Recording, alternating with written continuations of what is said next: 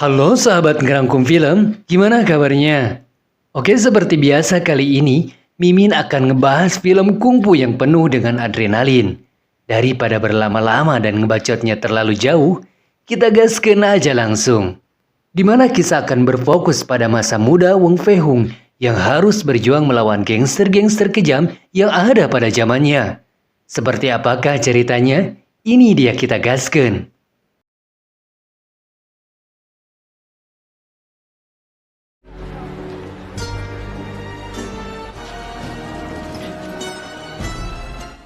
Berlatar pada abad ke-19, di awal menurunnya dinasti Qing, kisah diawali dengan memperlihatkan sebuah kondisi dermaga yang dikuasai oleh dua kelompok.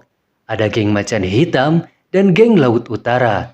Mereka berdua selalu berseteru untuk memperebutkan lahan dan penjualan opium bagi negara barat, di mana banyak sekali masyarakat sekitar yang dijual kepada orang barat untuk dijadikan pekerja dan tidak pernah kembali pada keluarganya. 这个人本来是去报官的。 Geng Macan Hitam sendiri dipimpin oleh seorang ahli kungfu hebat bernama Li. Kita panggil saja Ketua Li. Selain menjual opium ke negara barat, Ketua Li juga memiliki banyak bisnis haram seperti rumah bordil, tempat judi sarang opium, dan lain-lain, di mana beliau merekrut 3 anak angkat untuk memimpin masing-masing bisnisnya. Yang pertama ada Iblis Utara, sang pemegang sarang opium. Kedua ada Gagak Hitam, sang pemegang tempat judi yang zolim dan serakah. Dan ketiga ada Ular Tua, sang pemegang rumah bordil yang sangat peka terhadap generasi muda yang masih ranum.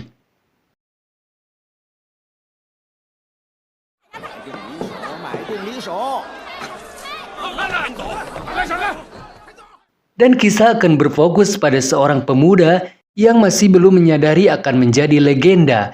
Dia bernama Wong Fei Hung. Kita panggil saja Fei Hung. Seorang anak yatim piatu yang sejak kecil dilatih kungfu oleh seorang biksu Shaolin di dalam sebuah gua. Di mana saat ini Fei Hung sedang bersama para petarung atau para ahli bela diri yang dianggap jago untuk menghadapi Ketua Li yang saat ini berada di markasnya.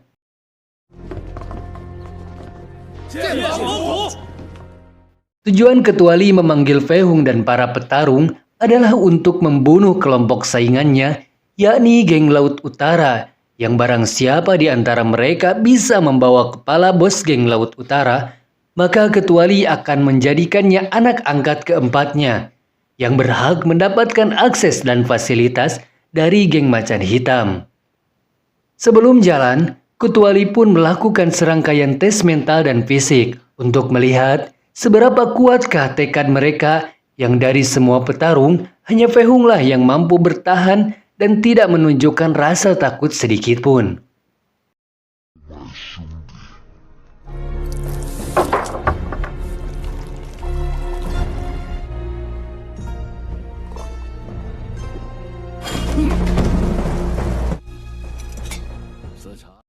Singkat cerita, Fei Hung dan kawan-kawan sudah berangkat menuju markas geng Laut Utara, di mana Fei Hung menjadi satu-satunya utusan geng Macan Hitam yang masih bertahan dan mampu mengalahkan banyak sekali prajurit geng Laut Utara dengan hanya seorang diri saja. Tiba saatnya menghadapi sang bos. Fei Hung menunjukkan suatu tekad kuat yang dibarengi dengan kemampuan bela diri yang mumpuni. Ketika dia dengan mudah mampu menebas kepala bos geng Laut Utara dengan cara yang cukup elegan.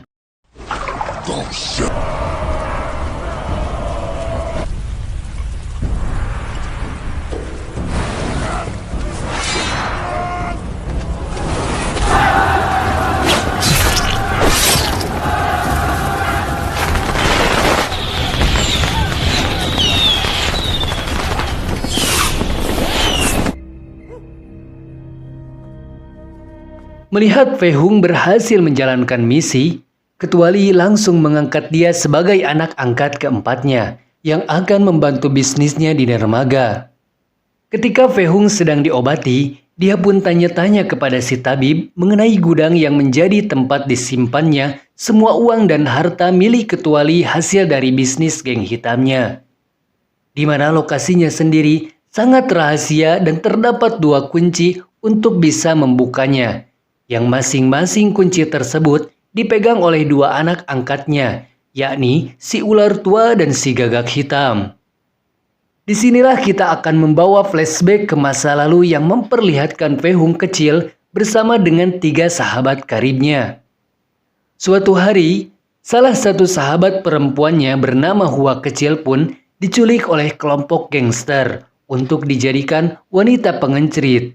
Ayah Fei Hung yang seorang tabib sekaligus praktisi bela diri memutuskan untuk bertindak dengan menyerang salah satu anak buah kelompok tersebut. Sehingga si bos yang marah besar akhirnya bertindak anarkis dengan membakar kliniknya hingga membuat ayah Fei Hung tewas dalam kebakaran tersebut.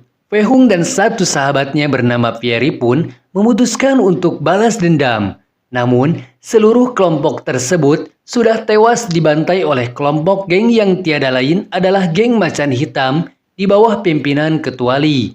Yang tak lama, muncullah sahabat baik ayah Fei Hung yang membawa mereka berdua ke kuil Shaolin untuk diajari kungfu. Sekaligus mengajarkan keduanya bahwa balas dendam adalah hidangan yang rasanya terbaik ketika disajikan dingin. Dia bernama Wulong, ketua dari bos geng Laut Utara yang sangat terpukul melihat kepala ayahnya digantung di gapura geng Macan Hitam, di mana bisnisnya dengan para bule kini harus dihentikan. Setelah negara barat lebih memilih berbisnis dengan kelompok yang lebih kuat, yakni Ketua Li dari geng Macan Hitam. Kembali ke Fei Hung yang kini sudah resmi menjadi anak angkat keempat Ketua Li. Sejauh ini, dia tidur dan makan tidak di markas geng Macan Hitam, melainkan tidur di atas perahu bordil dengan ditemani satu wanita pengencrit yang selalu baik hati melayaninya. Di mana tujuan menerimanya adalah karena wanita ini bersedia untuk menyelidiki dan mencari sahabat kecilnya yang dulu hilang, yakni si Hua kecil.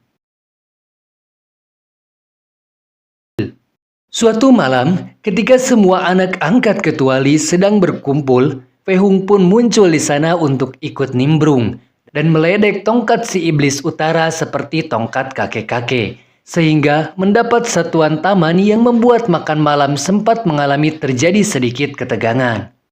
Sementara itu, kita akan melihat Ferry bersama Chun yang kini memimpin sebuah kelompok bernama Geng Anak Yatim, yang para orang tuanya menjadi korban kekejaman geng Macan Hitam, yang mana Fei Hung sendiri adalah bagian dari mereka semua, dan bergabungnya dia dengan geng Macan Hitam adalah untuk membalas dendam demi bisa menghancurkan semua geng kejam yang ada di kota ini. Sementara Ketua Li sedang menemui para bule yang meminta lebih banyak pekerja, Perry dan geng anak yatim sendiri mulai menjalankan aksinya untuk mendapatkan si ular tua, di mana anak-anak kecil sengaja dikerahkan supaya si ular tua masuk ke dalam jebakan yang sudah mereka rencanakan. 你一个女子，真是不。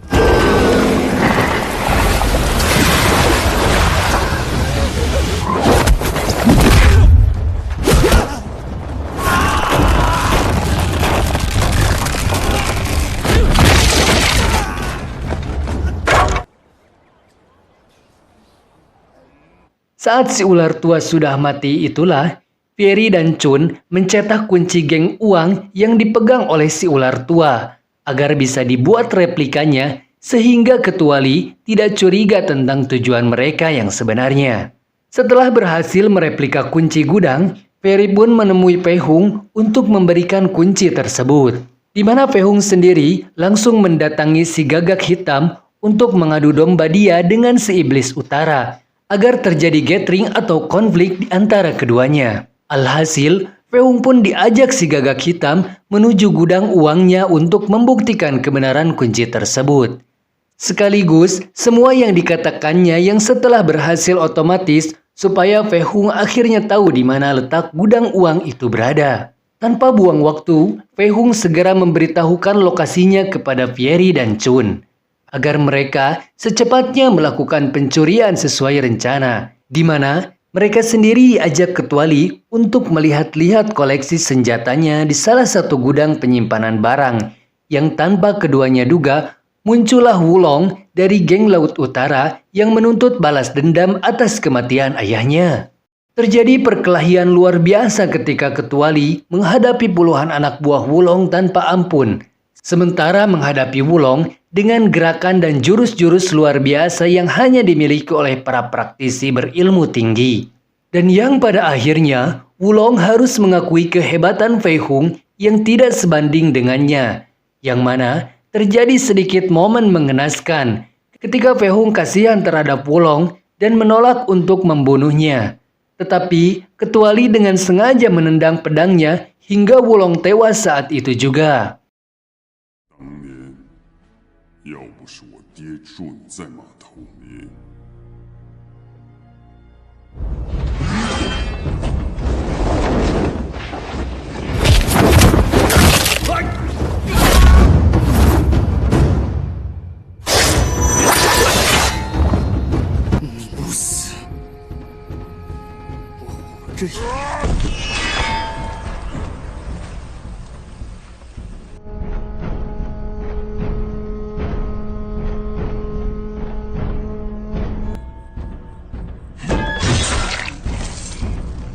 Di malam itu juga, Fiery langsung melancarkan rencana selanjutnya, yaitu membakar sarang opium yang menjadi bisnis utama ketuali. Sehingga ketika sebagian besar anak buahnya berkumpul menyerang Fiery, si gagak hitam yang memiliki kunci gudang kedua pun dipancing untuk menuju ke suatu tempat.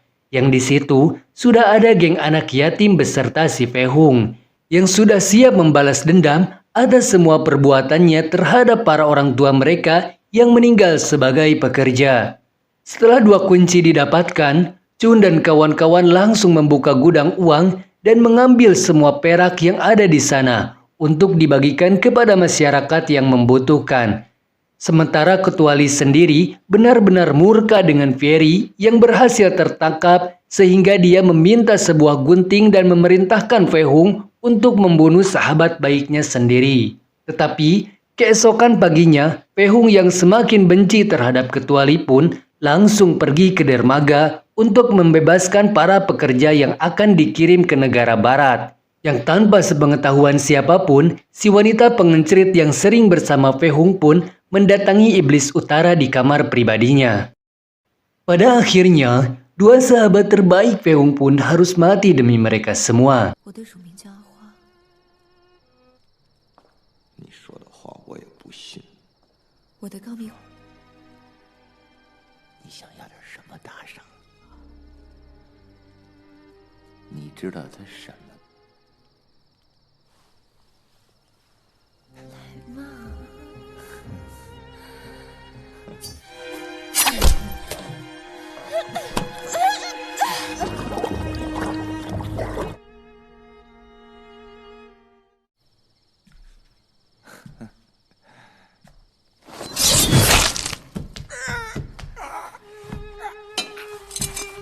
Di menit yang sekarang sudah memiliki style berpakaian seperti ayahnya pun memutuskan untuk mengakhiri ini semua.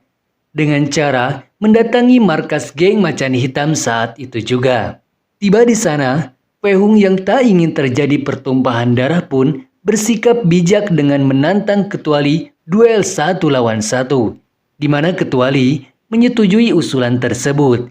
Sehingga keduanya akan bertarung tepat di dalam markas geng Macan Hitam hanya berdua saja. Sebelum bertarung, Fei Hung pun dengan sengaja mengambil damar dan membakar semua yang ada di dalam markas ini. Di mana ketuali sendiri pun membiarkan hal itu terjadi hingga pertarungan akhirnya dimulai. Meski api semakin membesar dan suhu di dalam sangatlah panas, keduanya tetap melanjutkan pertarungan.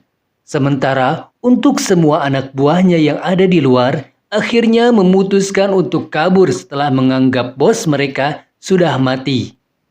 Fei Hung dengan tekad yang kuat, akhirnya mulai bisa menguasai pertarungan, hingga ketuali pun berhasil dikalahkannya.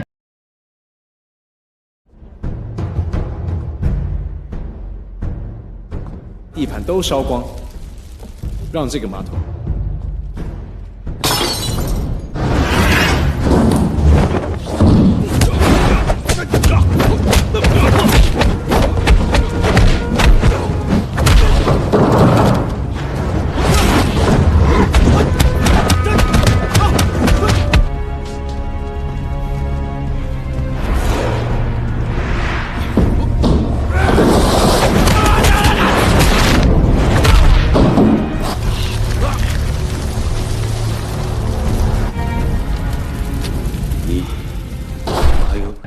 Setelah semua selesai dan rakyat hidup damai tanpa adanya geng-gengan, Feung pun mendirikan balai kesehatan untuk melanjutkan perjuangan mendiang ayahnya yang seorang tabib. Di mana ini adalah awal muawal bagaimana seorang legenda lahir, yakni Wong Fei Hung si tendangan tanpa bayangan. Pesan yang bisa kita ambil dari kisah ini, berhentilah jadi gangster yang meresahkan masyarakat. Dan berhentilah jadi manusia zalim. Kembalilah ke jalan yang benar, jangan jadi sampah masyarakat dengan ugal-ugalan hidup liar menjadi gangster. Bertobatlah sebelum ajal menjemput.